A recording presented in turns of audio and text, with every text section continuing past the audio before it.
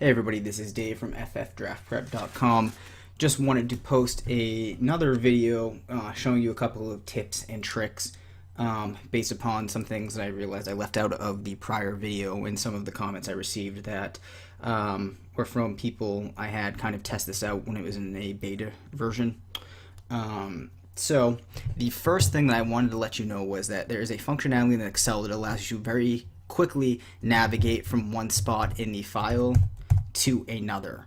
And this is going to be very useful for you during your draft if you have positioned the cursor somewhere in the file that is different than the cell where you will input picks that have been made. By that I mean perhaps you were toggling back and forth between the different positions, viewing the players that were available to you.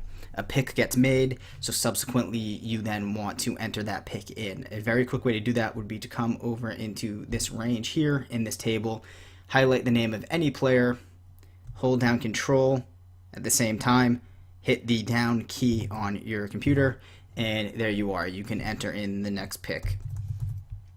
Put that in. Frank Gore got taken. You know, you're looking around, maybe you're toggling the team back here, looking through. Another player gets selected, you hold down Control. You could also do it this way, hit left, left, left, left, left a couple times. Get to this column, hit down, bam, there you are. Likewise, you know, again, you can just hit anywhere in this range here.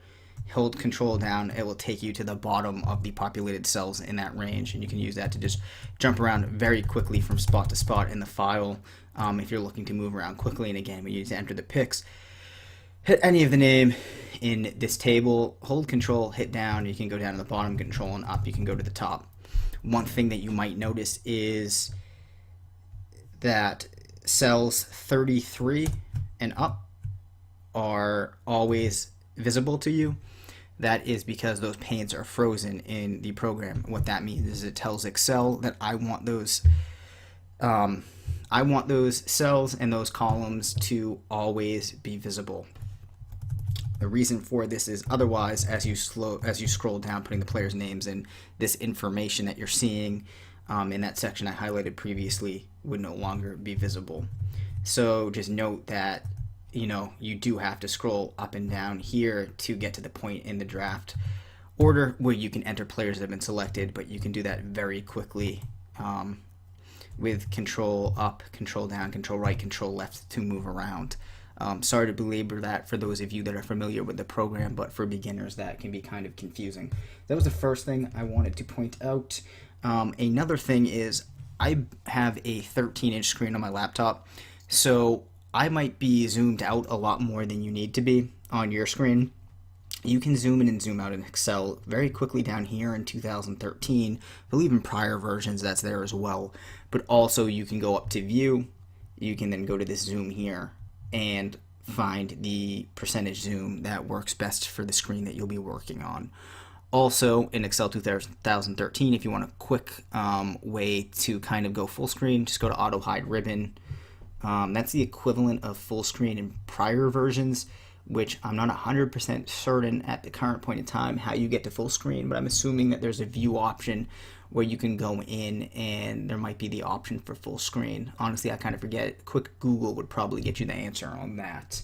Another thing I wanted to point out was that for visual purposes, all graphs are shown with larger bars representing the lower tiers and the better players, right? So the graphs are inverse to the way that you would read the tier numbers in these and the other tables. So obviously, if you took Peyton Manning, he is a tier 1 quarterback, so he's a better quarterback. He's going to represent a larger bar graph here than would Sam Bradford, as he is a tier 3 quarterback. So remember that those are flipped, and that's been taken into account. Also, I did recommend that you hold off on using these graphs till the end of the draft, as they're there more just kind of for fun. This graph here, though, this tiers by position, would be useful as it kind of gives you a larger view of the players that are available in each tier. So feel free to use that one.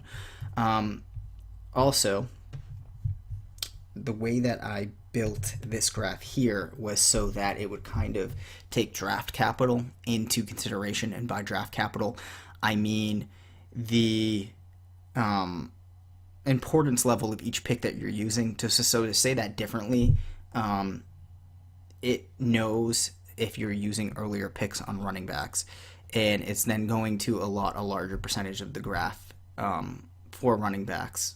Or if you use some of your earlier picks on tight ends and quarterbacks, and we had a completed team to look at here, you would see that a larger percentage of the graph would be tight ends and quarterbacks than it would running backs and receivers.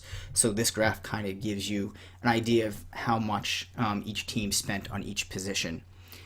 Which then brings me to the point of, if you're going to change the ways that the tiers have been constructed, it's important that you are evaluating players and bucketing them into tiers based upon your perception of their value in relation to their peers within their positional group.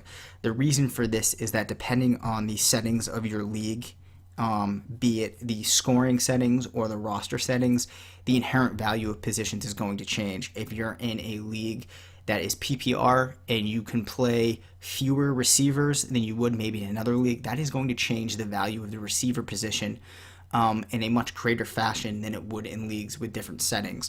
So you don't want to be putting players into tiers based upon all available players within all available positions, as that is going to give you some misleading information. So I'd recommend you're always bucketing your players into tiers by their positional group and not the larger population of offensive players. Was there anything else we wanted to hit on here?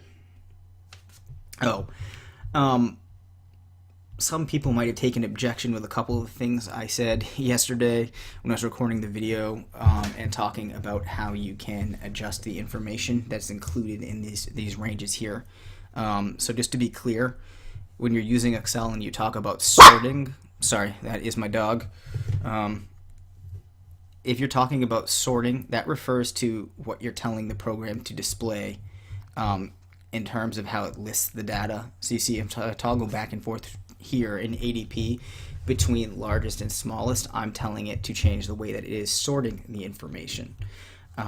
Whereas filtering refers to telling it which components or attributes you want to be viewed at a particular time. So you could isolate for running back. If we do that, we're filtering. Excuse me. If we go back in and we put all positions as selected, we're then filtering for all positions. And again, remember, before you leave the screen, you want to make sure ADP is sorted smallest to largest and that the tiers are sorted smallest to largest, as this impacts the way that the data is pulled over within this sheet and displayed. So that's really important. And I think we've hit upon everything I wanted to mention. So remember, the key takeaways are, if you need to enter a pick in, get to somewhere in this range in column B, hold control, hit down. You can very quickly enter the pick in from there. And the other thing is that you can feel free to play with the zoom, how zoomed in or out you are, depending on the monitor or screen that you're going to be using. Again, you have any questions, just let me know. There might be a couple more things you need cleared up, so just shoot me an email. And I hope that this helps, and I hope that you're liking the tool. So thanks, everybody.